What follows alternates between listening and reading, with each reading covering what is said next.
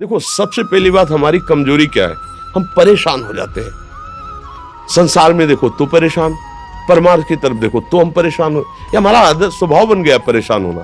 थोड़ा सा धैर्यवान बनो, गंभीर बनो। कोई भारी से भारी विपत्ति में परेशानी स्वीकार करके विपत्ति से थोड़ी निकला जाता। सुलझो, ठीक है, ये विपत्ति आई, समस्या आई, इसका समाधान होगा। ऐसा थोड़ी कि हमें नष्ट कर देगी।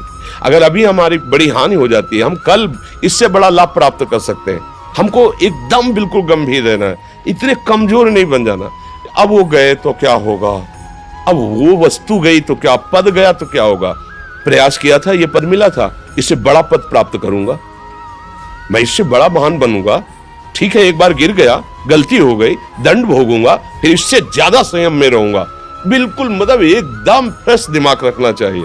और अपने लोग क्या है, जरा सी बात में एकदम पचड़ा कर लेते हैं, एकदम कमजोर हो जाते हैं। ये बिल्कुल ठीक नहीं है। हम जीवन भर की यात्रा की बात कह रहे हैं, भारी से भारी कष्ट में भी मुस्कुराना, तो हमें बल मिला है, हमें भगवान की कृपा का दर्शन हुआ है, हमें उनका दुलार दिखाई दिया है।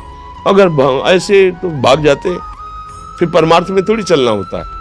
आज जो आप सुन करके लाभ लेने की चेष्टा कर रहे हो ना, ये केवल प्रवचन नहीं है, ये जीवन है। अगर ये जिए ना होते ना तो ये इसका प्रभाव नहीं पड़ता, फिर वाणी का प्रभाव नहीं पड़ता।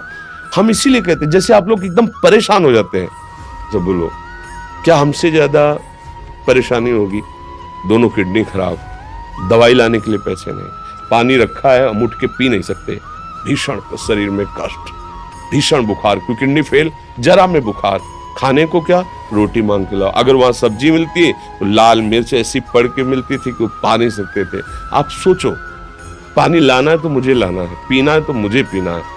अगर मैं हारता तो कहां पहुंच जाता, क्या स्थिति होती। नहीं, मरना है, पर कदम पीछे। कोई दिन ऐसा नहीं जिस दिन सेवा ना की हो, जिस दिन सेवा ना गए हो। गुरु जी की सेवा में जाना है, पहले अपने को स्वस्थ साबित करना है, नहीं वो सेवा नहीं लेंगे। तुम बीमार हो, तुम कष्ट में हो, ऐसे उनकी दृष्टि परेशान हुई, सेवा की, आके लेट गए।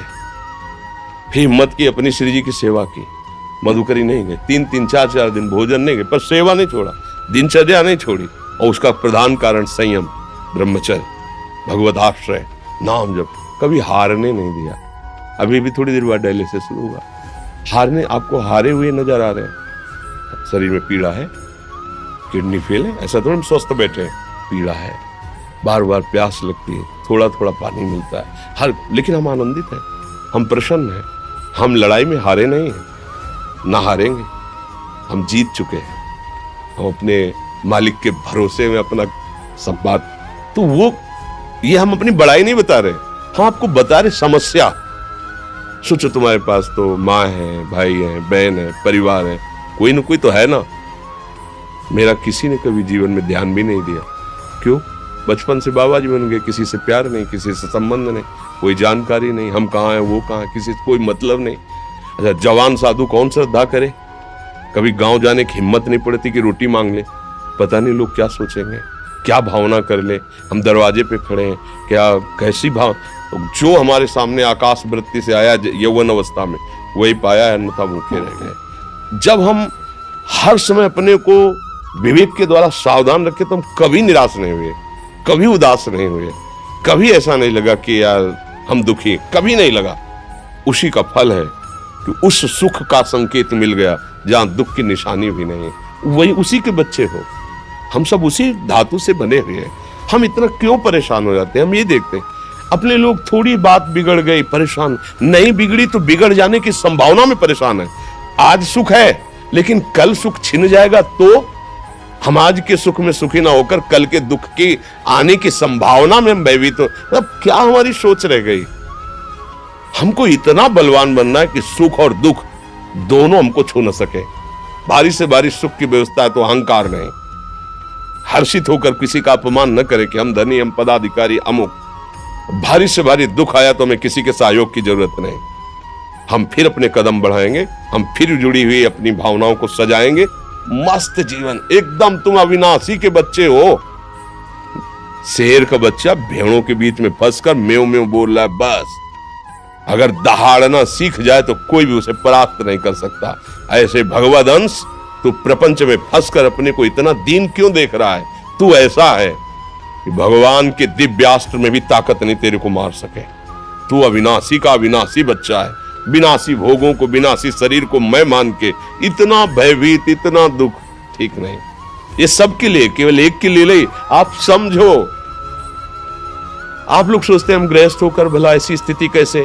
जनक जी सुखदेव जी के गुरु हैं और राजा हैं, महल है, रानियां हैं, नौकर है, चाकर।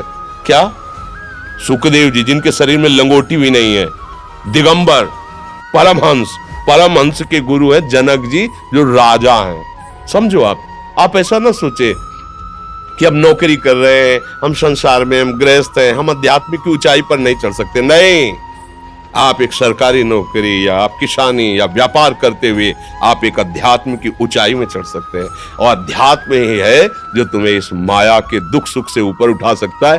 दूसरा, चाहे जितनी संपत्ति आ जाए, आप सुखी नहीं हो सकते। सब देख लो, आंख खोल के देख लो, अध्यात्म ही है जो तुम्हें हर कष्ट सहकर मुस्कुराकर जीने का रास्ता बता देगा कि आप आनंदित हो जाओगे। कुछ नहीं बिगड़ा। अध्यात्म है तो कुछ नहीं बिगड़ा, अध्यात्म नहीं है तो कुछ नहीं बना, कुछ हाथ नहीं लगने वाला।